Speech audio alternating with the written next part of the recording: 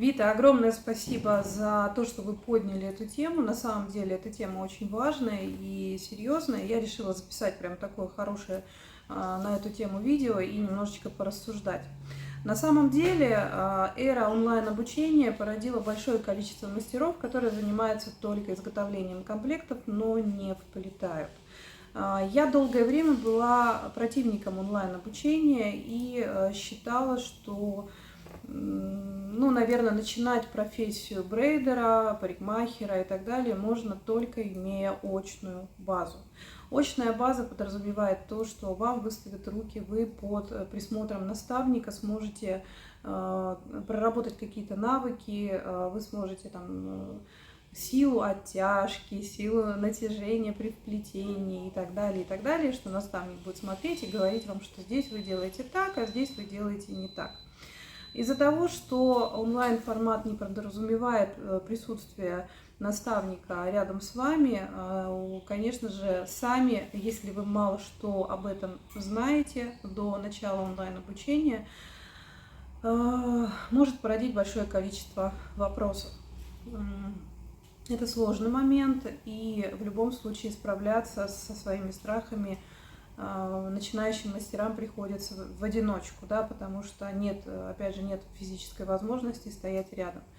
Конечно же, у нас для тех, кто проходит абсолютно полное обучение, для тех, кто проходит, кто приобрел пакет Дредобок и проходит полное обучение по дредам, у нас предусмотрена стажировка, очная стажировка здесь, в этой студии в Краснодаре в течение 14 дней. Но я прекрасно понимаю, что у многих из вас нет возможности приехать ко мне и рядом со мной отработать все навыки. Поэтому давайте я вам немножечко расскажу, как можно справляться с такими ситуациями. Когда учат на парикмахеров, первое, что учат, с чем борются, это так называемая боязнь головы. Когда, неважно, парикмахер, колорист, в общем, человек, который собирается заниматься волосами, прическами, есть такое понятие боязнь головы. Когда теоретические знания какие-то уже получены, но практически, даже отработав какие-то моменты на болванке, человек боится прикоснуться к голове другого человека. И это достаточно серьезный барьер. Даже мастера-парикмахеры, которые проходят очное обучение, не все преодолевают себя и не все могут, скажем так, комфортно переживать вот этот тактильный контакт. Это может быть, да, боязнь навредить, это может быть боязнь вообще просто подойти близко к человеку. Это психологический аспект, и для того, чтобы справиться с такой боязнью у студентов, им даются простые задания, такие как, например, просто высушить голову феном, просто расчесать волосы, и потихонечку человек приучается к тому, что он трогает чужую голову, к тому, что он прикасается к чужим волосам, к тому, что одновременно, когда эта голова еще и разговаривает, да, вот. И вот это вот все сглаживается. Дальше, конечно же, только практика, только практика. Как правило, практика начинается с каких-то простейших манипуляций. Опять же, это мытье головы, это спа-процедура, это сушка феном без браша, просто вот так вот феном сушим, расчесочкой расчесываем. И потихонечку, через несколько практических занятий человек уже готов взять в руки ножницы. Ножницы это очень, ножницы у парикмахера или бритва у парикмахера, это вообще очень такая тяжелая история. Это не то, что брейдинг, да, в брейдинге мы не используем тех инструментов, которые могут порезать. Вот. В общем, через какое-то время, когда уходит боязнь головы, перестают потеть руки, человек уже берет в руки ножницы, пробует сначала стричь концы, стричь челку, а потом уже, когда совершенно проходит вот эта вот вся боязнь, то есть на самом деле либо человек справляется и идет дальше, либо он уходит из профессии. Что касается брейдинга, во-первых, я не знаю, какая у вас база, давайте, наверное, порассуждаем на тему, как вообще начинающему мастеру, который пробует войти в профессию только с онлайн-обучения, как вообще ему найти вот эту вот отправную точку, которая даст возможность двигаться, да, которая позволит ему начать вот этот старт, да. В случае, если вы изучаете все онлайн, ваша задача, конечно же, отрабатывать на болванке. Но начинаем мы не с этого. Начинаем мы с того, что мы делаем комплекты. Вот, к примеру, вы видите какую-то технику, да, которая вам нравится, вы ее изучаете, техника изготовления. Ну, к примеру, пусть это будут гладкие дреды, к примеру, да. Вот вы делаете комплект гладких дред, вы точно сделали технически все правильно. Для того, чтобы понять, правильно вы сделали или неправильно, самый лучший вариант – это найти мастера, который вам вплетет эти дреды. И вы их поносите, и вы увидите, способны для жизни ваши изделия или нет. Если такой возможности нет, вы можете просто закрепить эти дреды на резинку и, находясь дома или там, если вам позволяет работа, просто делать как дополнительный аксессуар эти дреды и смотреть, как они себя ведут в носке, как они выглядят и так далее. Это вот один вариант. Второй вариант – это вы делаете, выбираете одну прическу, изучаете изготовление, изучаете вплетение. Вы изготавливаете комплект и полностью вплетаете его на болванку. Фотографируете эту болванку с разных сторон и выкладываете рекламу, что начинающему мастеру требуется модель на вот такую вот прическу. Именно начинающему мастеру, который только прошел обучение. Это будет для вас очень сильный выход из зоны комфорта и стресс. Если вы к этому готовы, просто давайте объявление, вам начнут люди звонить. Стоимость такой прически должна перекрывать стоимость каниколона и плюс небольшое количество на сервисные расходы. Можно произвести вплетение у себя дома или дома у модели. Можно воспользоваться арендным рабочим местом, да, можно, в общем, найти варианты.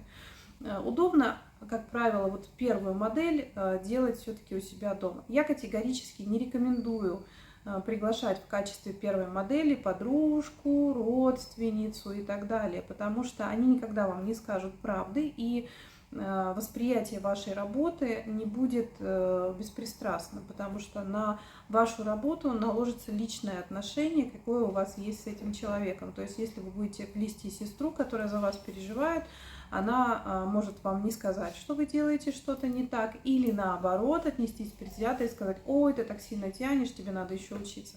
Поэтому вам нужен совершенно холодный человек со стороны, который сможет давать вам спокойно обратную связь, да.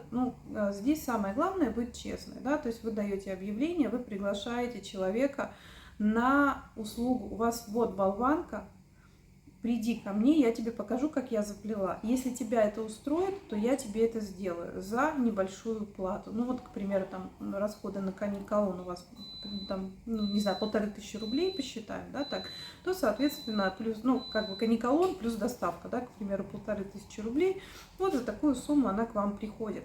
Она имеет шанс получить практически бесплатный комплект дред. Опять же, как эти дреды будут выглядеть, как они будут вплетены, вы все это ей покажете на болванке. И уже потом вы ей все рассказали, вы сказали, что вы начинающий мастер, что вы до этого работали только на болванке, поэтому вы с живой головой не работали, поэтому у вас есть определенные страхи. Да, может быть, какая-то испугается, уйдет, а может быть, какая-то наоборот, ей станет интересно помочь начинающему мастеру пройти вот это вот становление. Это такой шоковый вариант. Второй вариант, сейчас скажу еще такой, да, вы делаете комплект на затылок, даете рекламу на афрозатылок. Это немного времени, это немного материала. Бесплатно модели приглашать нельзя. Модель всегда должна оплатить хоть какие-то деньги, потому что контингент, который идет на бесплатное заплетение, это немножечко не тот. То есть это совсем не то, что вам нужно. Поэтому всегда, прежде чем работать с моделью, модель должна покрывать расходы какие-то вот на материал, какие-то там сервисные расходы, к примеру, на затылочную часть, это получается 4-я или 3-я часть комплекта, соответственно, если 1500 у нас стоило, то за 500 рублей вы афрозатылок ей это делаете. Если дреды будут нежизнеспособными, то в афрозатылке это не будет так критично. Самое главное, попросите, чтобы она дала вам обратную связь через 2 недели. То есть, если через 2 недели у нее все хорошо и замечательно, то значит вы даете уже объявление на полное заплетение. У вас есть моя поддержка, мое наставничество, мой личный телеграм, в который вы всегда можете написать. Поэтому, к примеру, вы планируете сделать какую-то работу, мы можем с вами это в личной переписке обсудить. Вы сделали какую-то работу, и вам дали обратную связь, и у вас есть какие-то сомнения, вы можете прислать мне фото, видео, и мы вместе с вами это дело разберем.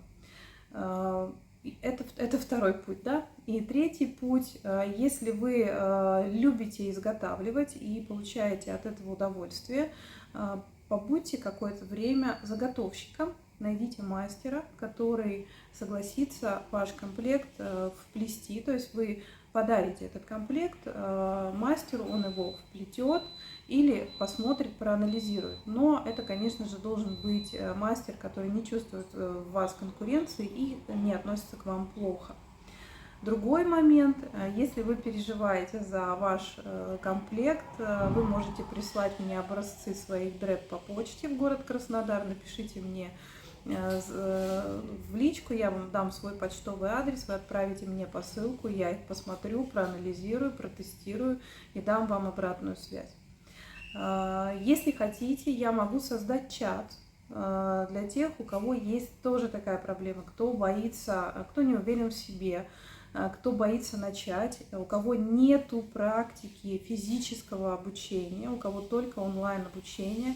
Это на самом деле очень большая проблема, потому что я знаю большое количество мастеров, которые великие теоретики. То есть они могут изготавливать комплекты, но они практически этого не делают, и они боятся начать работать с людьми. Поэтому давайте создадим чат, давайте объединимся и будем на эту тему разговаривать. Мы можем пойти по пути, что я буду давать вам какие-то простейшие задания. И эти простейшие задания, там, допустим, раз в неделю вы должны будете сделать одно какое-то действие и сдать мне обратную связь, буквально начиная с того, что вы кому-то вплетете одну заготовку, найти человека, которому вы на затылке вплетете одну заготовку, и так, чтобы он ее поносил несколько дней, это совершенно несложно. Поэтому, если вам нужен такой чат, если вы хотите, чтобы я помогла вам преодолеть вот этот психологический момент, тогда под этим видео напишите «хочу», слово «хочу», и я объединю вас в чат, и там мы продолжим эту тему, углубимся в нее. В этот чат можно входить всем, тем, кто проходит обучение, тем, кто не проходит обучение, потому что проблема достаточно серьезная. Мне приходилось в этой жизни несколько раз работать с людьми, которые прошли очень сильную теоретическую подготовку, но боялись взять в руки расческу и подойти к голове. Чем больше времени у вас проходит от обучения до практики, тем хуже. Поэтому, если вы готовы работать, готовы идти вперед, пишите мне слово «хочу», я объединю вас в чат.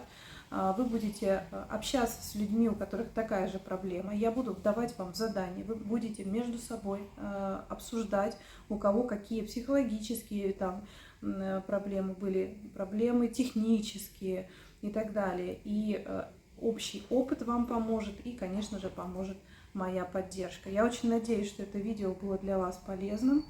Жду от вас обратной связи и буду рада помочь вам начать работать, зарабатывать и получать удовольствие от профессии.